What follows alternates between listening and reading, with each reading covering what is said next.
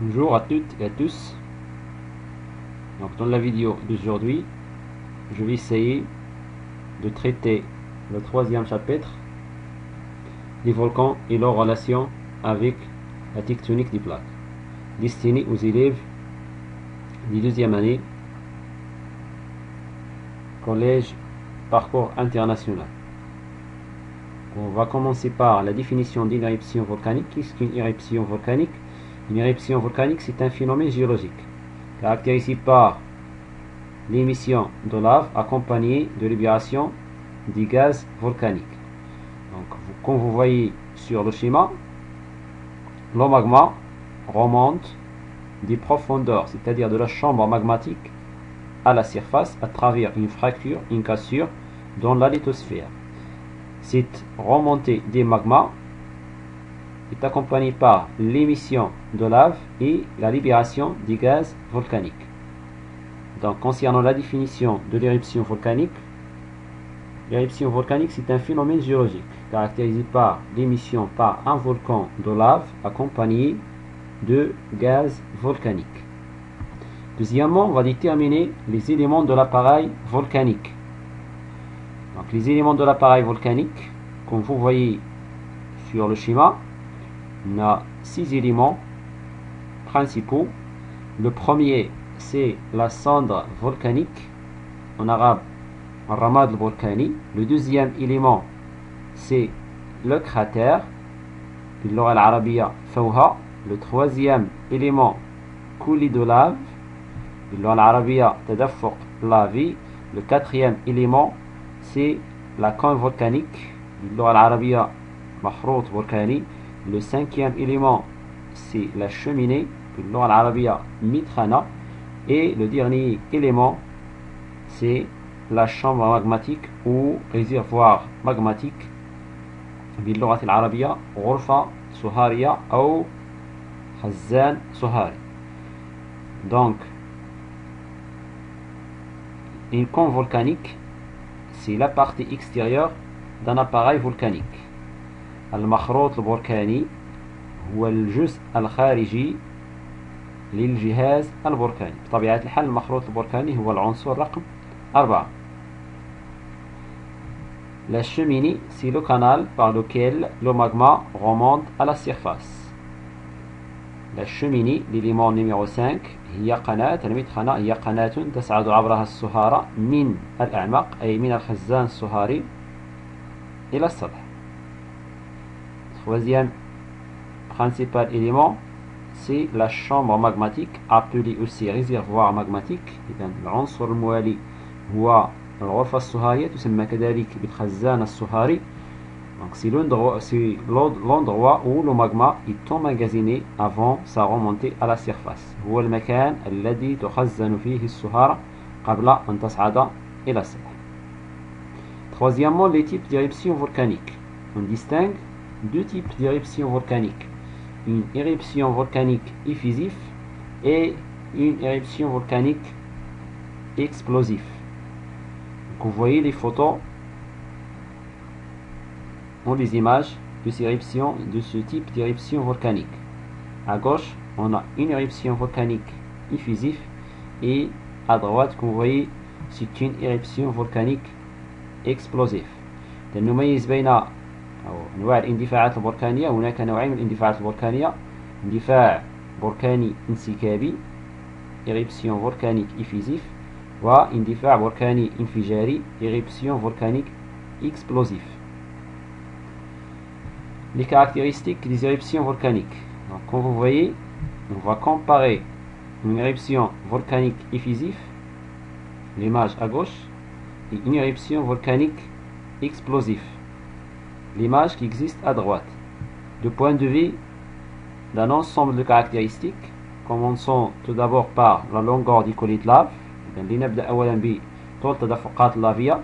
Donc, comme vous voyez sur le schéma, dans un volcan, dans une éruption effusive, les colis de lave sont très très longs. Par contre, dans une éruption explosive, ils sont très très courts. Type de lave, نوعية اللافا. Donc, pour une éruption volcanique, la lave est fluide. يعني lava مائعة. Pour une éruption explosive la lave est visqueuse يعني lava لزجة. Du point de vue taux de vapeur d'eau نسبة أو كمية بخار الماء في الصهارة. Donc le taux est petit pour une éruption volcanique effusive et élevé pour une éruption volcanique explosive. De même pour les gaz, donc un petit taux pour les éruptions effusives et un grand ou un taux élevé pour les éruptions explosives. إذا كمية الغازات الدائبة في الصهارة كذلك إذا كميات قليلة بالنسبة للبراكين الانسكابية وكميات كبيرة بالنسبة للبراكين الانفجارية. Pour le taux de silice يعني نسبة السيليكا تساوي 50%.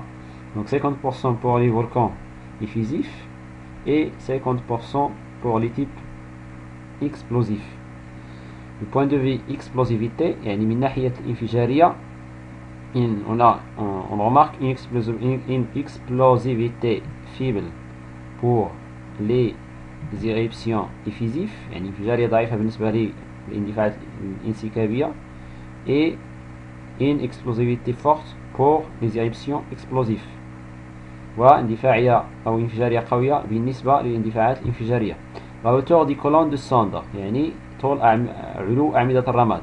Donc cette hauteur est très élevée pour les volcans explosifs et est très basse pour les volcans effusifs. Donc comme on a déjà vu, le type d'éruption volcanique à gauche c'est une éruption volcanique effusive et à droite c'est une éruption volcanique explosive. La relation entre les volcans et la tectonique des plaques, l'origine des volcans au niveau de la dorsale médio-océanique, c'est-à-dire au niveau des zones de divergence. إذن العلاقة بين البراكين وتكتونية الصفائح على مستوى الذروات الوسط المحيطية أو على مستوى مناطق التباعد. Donc le type d'éruption volcanique, si au niveau des zones qui dominent au niveau des zones de divergence au niveau des dorsales médio-océaniques, c'est le type effusif. إذن البراكين المهيمنة أو نوع الاندفاعات البركانية المهيمنة على مستوى مناطق التباعد هي البراكين الانسكابية. Donc éruption volcanique de type effusif. Les caractéristiques du volcanisme caractérisant les zones de divergence. إذن الخاصيات المميزة والتي تميز البركانية التي تهيمن في مناطق التباعد. Comme vous voyez sur le schéma, on remarque l'absence de cônes et de cratères.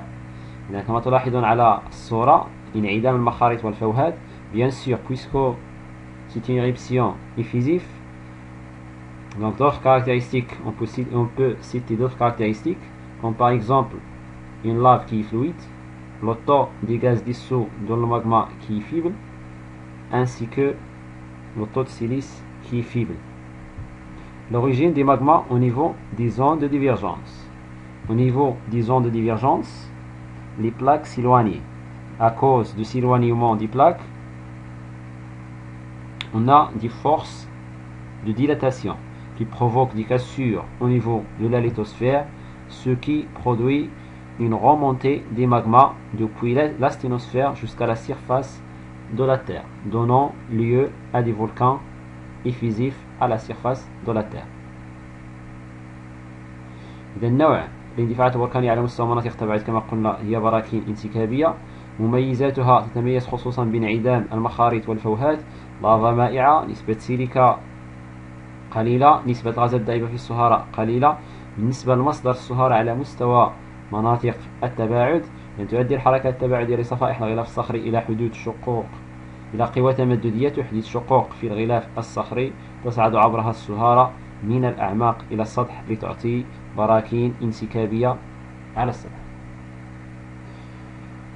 L'origine des volcans au niveau des zones de subduction. Bien sûr, le type d'éruption volcanique dominant au niveau des zones de convergence, au niveau des zones de convergence, c'est-à-dire des zones d'approchement des plaques lithosphériques ou des zones de subduction, appelées aussi les zones de subduction ou les fentes actives. ده النوع الاندفاعات البركانية المهيمنة في مناطق التقارب تسمى كذلك مناطق التمر أو الحافات النشيطة، هي البراكين كما تلاحظون البراكين الانفجارية. Donc c'est des éruptions volcaniques de type explosif. Les caractéristiques de ces volcans الخاصيات ومميزات هذه البراكين الانفجارية التي تنتشر على مستوى مناطق التقارب أو مناطق الطمر.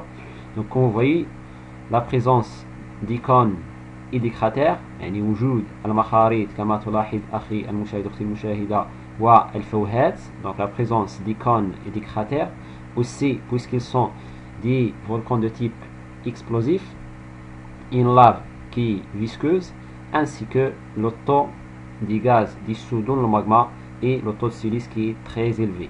إذا كذلك بما أنها براكين انفجارية يمكن أن نشير إلى اللافا اللزجة كذلك كمية الغازات الدائبة في الصهارة ونسبة السيليكا كبيرة أو مرتفعة.